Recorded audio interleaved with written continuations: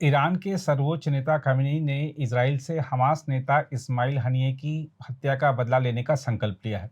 क्या आपको लगता है कि ईरान अब इस लड़ाई में सीधा कूद सकता है, क्योंकि उसने वो लाल झंडा तो लगा दिया है? तो उससे वो लाल झंडे का मतलब जो है कि युद्ध का संकेत है। बिल्कुल अनिल जी, हमने थोड़ा बहुत तो इसको कवर किया था। जी, जी, देखिए, ईरान अपने आप को पोजीशन कर रहा था जी, पूरे मिडिल ईस्ट में as a leader of Islamic countries जी, एंड एक तरह से सेवियर ऑफ मिडिल ईस्ट। जी, इस हालत में करके कि उसको अपने आप को दिखा रहा था कि हमारी वजह से जी, अमेरिका डायरेक्ट एक्शन नहीं कर पा रहा है किसी के ऊपर, जी, और वो अपने आप को दिखा रहा था कि उसके जो प्रॉक्सीज हैं, खास करके देखिए हमास, हिजबुल्लाह, हौतीज, और जो इस्लामिक रेजिस्टेंस फ्रंट बना रखा था इजराइल के अगेंस्ट, उसमें और भी हैं 3-4 छोटे मोटे ऑर्गेनाइजेशंस, इनको लेके वो चल रहा था।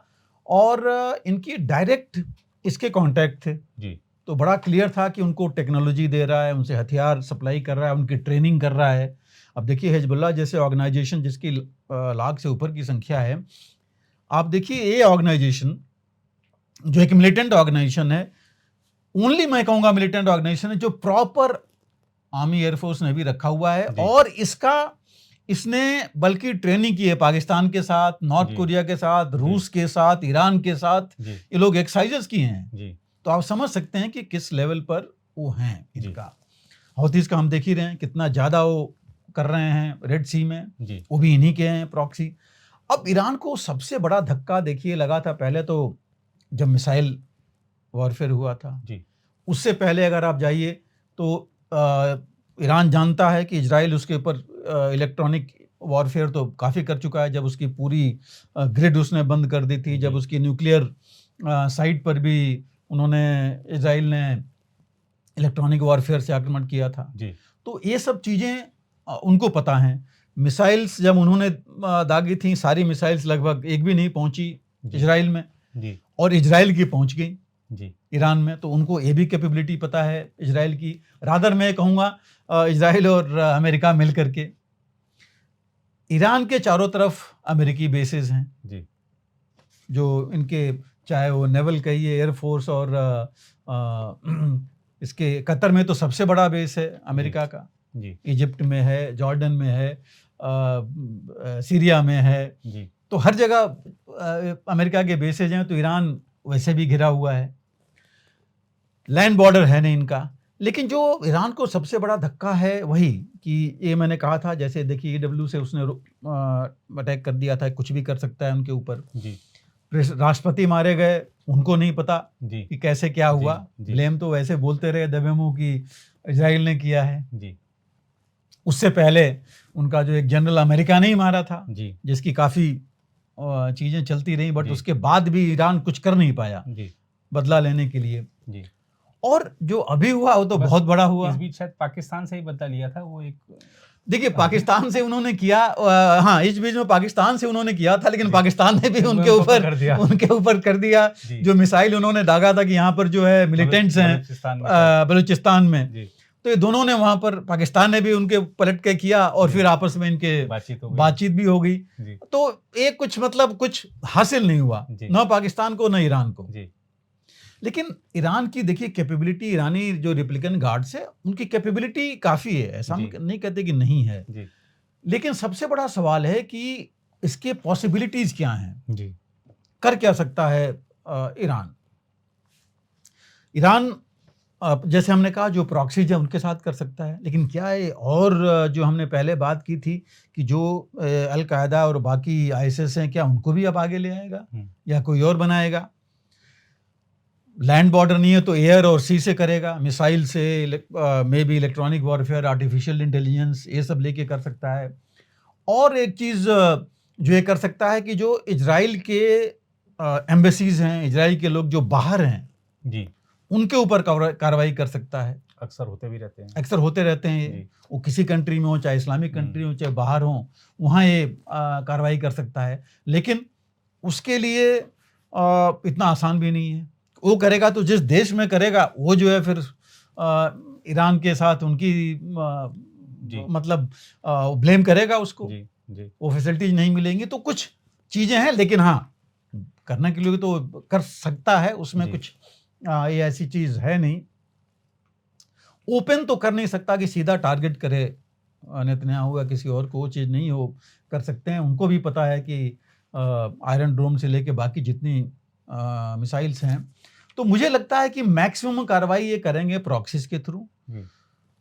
जैसे मैंने कहा हौतीज़ का है, वो मेडिटेरेनियन या रेड सी में कर सकते हैं, या बाहर भी कर सकते हैं। इजराइल इंटरेस्ट जो शिपिंग या बाकी चीज़ें बाहर हैं, इजराइल के ऊपर अंदर जो है ये भेज सकते हैं अपने प्रॉक्सीज, जो अंदर जा करके इजराइल के और वहाँ पर कुछ ब्लास्ट या बाकी चीज़ें नुकसान पहुँचाएं। और मुझे लगता है कि ये इजराइल का जो कमांड सेंटर है, कंट्रोल सेंटर है, मिलिट्री बेसेस हैं, उसको ये टारगेट करना चाहेंगे कि वो टारगेट करें कि कोई मैसेज जाए कि वो ये कर सकते हैं, क्योंकि अभी तक तो यही जा रहा है कि वो कुछ नहीं कर सकते जी। तो ये कुछ चीज़ें हैं जो ये कर सकते हैं, लेकिन उनको देखना पड़ेगा कि क्या इस वजह से डायरेक्टली अमेरिका के उसमें तो नहीं आएंगे जी। कि यूएस भी अगर इन्वॉल्व हो गया तो उनके लिए और मुश्किल हो जाएगा जी। चीन और रूस मुझे लगता नहीं कि इतने लेवल पर सपोर्ट करने आएंगे जी। हालांकि उनकी दोस्ती तो है, लेकिन इस चीज़ में लगता नहीं है कि वो डायरेक्टली आके इन्वॉल्व होना चाहेंगे जी। तो इस समय जो अभी के हालात हैं उस हिसाब से गुस्सा तो बहुत है ईरान में, लेकिन वो कहते हैं ना, वो हाय जो करते हैं वो मेरे ख्याल से उतने तक ही रहेगा जी, क्योंकि कैपेबिलिटी आज की डेट में उनके पास नहीं है जी। आगे बढ़ा सकते हैं जी, प्रॉक्सीज मैं कह रहा हूँ अभी भी उनको भेज के वो कर सकते हैं, बट ये प्रॉक्सीज कितना करेंगे, फिर ये करेंगे और फिर इजराइल अगर इसी तरह बदला लेगा जी, तो फिर तो उनको और मुश्किल होगा जी। तो इसको देख करके, लेकिन ये बात जरूर है कि ये जंग जो कहते हैं, आप कहिए कि मेंटल वॉरफेयर, आर्टिफिशियल इंटेलिजेंस ले लीजिए, मैंने कहा साइबर, एयर, ये सब चीज़ें तो बढ़ेंगी जी। अब इजराइल के एयरक्राफ्ट को अगर वो मिसाइल से डिस्ट्रॉय कर देते हैं तो भी एक ऑप्शन है उनके लिए, वो कह सकते हैं कि हमने ये किया जी। क्योंकि हानिये देखिए, हानिये को अमेरिका ने भी टेररिस्ट डिक्लेयर किया हुआ था जी। और वो मतलब गाजा से तो खुद ही बाहर चला गया था 2017 से जी। वो जानबूझ के गाजे में नहीं था कि गाजा में रहेगा तो मारा जाएगा जी। तो 2017 से शनिवार को वहाँ कमांडर बना करके जी, शनिवार कमांडर था आज हमास का वहाँ पर गाजा में, और ये खुद ही कतर में और बाकी में 2-3 देशों में घूमता रहता था अपने को बच करके जी।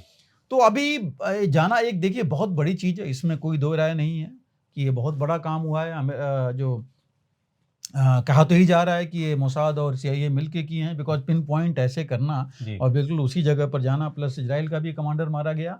लेकिन ये जरूर है कि आप छोटा भी देश देखिए, अगर ऐसी चीज़ होती है तो बदला लेना चाहेगा, क्योंकि उसके प्रेसिडेंट के इनॉग्रेशन में देखिए एक तरह से वो प्राइम मिनिस्टर ही था जी, हमास जी का लीडर था, जिसको इतना ज़्यादा चाहते थे। एक दिन पहले ही तो जा करके वो खामनेई से मिला भी था, बिल्कुल। जो ईरान के सर्वोच्च नेता हैं जी, स्पिरिचुअल लीडर हैं, उनसे मिला था, और उसके ऊपर हमला हो जाना जी, तो धक्का तो है। हमने तो बोल दिया है कि हम इसका बदला लेना है और अटैक करना है, रेड फ्लैग उन्होंने लगा दिया है, जिसका मतलब होता है कि हम युद्ध के लिए तैयार हैं जी। अब किस तरह करते हैं, लेकिन जहां तक मेरा जमीनी तो खैर इसमें है नहीं, क्योंकि वो इजिप्ट के थ्रू या जॉर्डन के थ्रू जा करके और बॉर्डर के उस पर करें, मुझे नहीं लगता कि जॉर्डन और इजिप्ट इसके लिए एग्री करेंगे, तैयार होंगे, या सीरिया भी, क्योंकि अगर ऐसा हुआ फिर तो ऑल आउट हो जाएगा वो, उनके ऊपर बहुत मुश्किल हो जाएगा जी, जो अभी रुका हुआ है जी,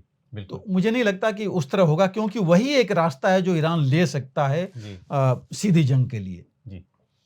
तो वो चीज़ नहीं होगी, लेकिन हाँ बदला तो ईरान भी लेगा, हो सकता है कुछ समय बाद ले जी, या जैसे हमने कहा कि एरिया ले अपने प्रॉक्सीज भेज करके करेगा, लेकिन करेगा जरूर बदला। अगर आप भी लेना चाहते हैं देश दुनिया की तमाम जानकारी, तो आज ही सब्सक्राइब करें हमारे चैनल को, साथ ही नीचे दिए बेल आइकन को जरूर दबाएं ताकि हर अपडेट आप तक पहुंच सके।